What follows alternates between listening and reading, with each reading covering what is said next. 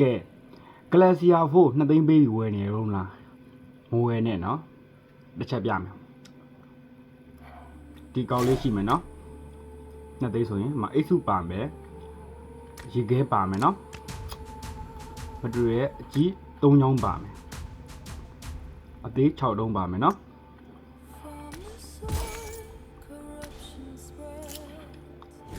ကဲ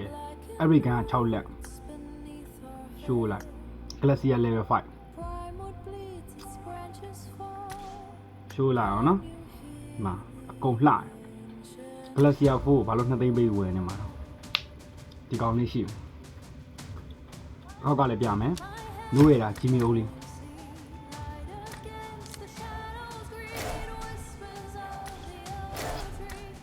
ပိတ်စုက2